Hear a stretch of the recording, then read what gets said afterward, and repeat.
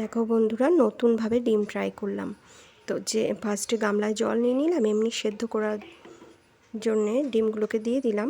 আর বাকি ডিমগুলো নতুন আইটেম করে করব। তো দেখো পেঁয়াজ কুচিয়ে নিচ্ছি আমি এখানে। আর পেঁয়াজ কুচির মধ্যে আমি দিয়ে দেব গোলমরিচ গুঁড়ো আর নুন দিয়ে ভালো করে মিশিয়ে নেব।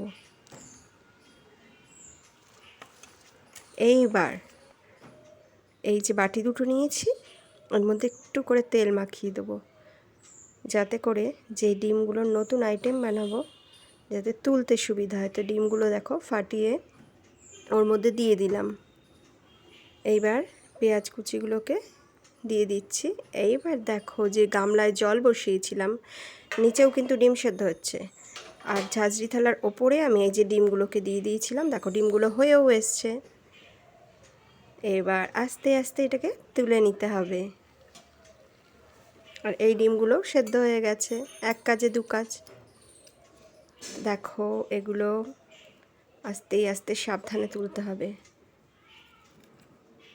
আমি দুটোকে এভাবে ট্রাই করলাম, দেখি কেমন হয়, তারপরে আর একদিন বেশি করে করা যাবে। দেখো বেশ ভালোই হয়েছে।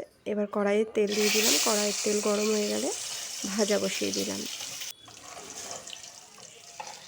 ভাজাও কমপ্লিট, এক পিঠ উল্টে দিলাম।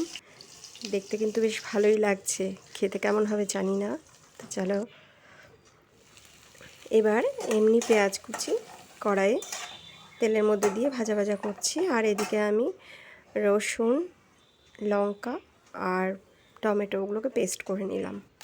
ওদিকে পেঁয়াজ ভাজাটা আমার হয়ে এলে, একটা ব্রাউন কালার এলে এর মধ্যে পেস্ট করা মশলাটা দিয়ে দিলাম। এর মধ্যে দিয়ে দিলাম নুন, হলুদ, জিরে।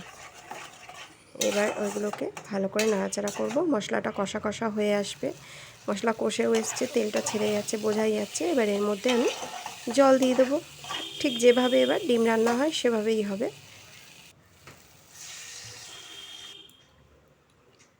এবার প্রত্যেকটা ডিম ছেড়ে দেবো, যেগুলো সেদ্ধ করে ভেজে রেখেছিলাম সেগুলো দেবো। এগুলোকে 4টে করেছি আমি, আর এগুলোকে 2টো করে দেখলাম ট্রাই। তো ফুটে এলে মিট মশলা দিয়ে দিচ্ছি। মিট মশলা দিয়ে নুন ঝাল সব চেক করে নামিয়ে দেব। তো হয়ে গেল না আমার নতুন ধরনের আইটেম রেডি।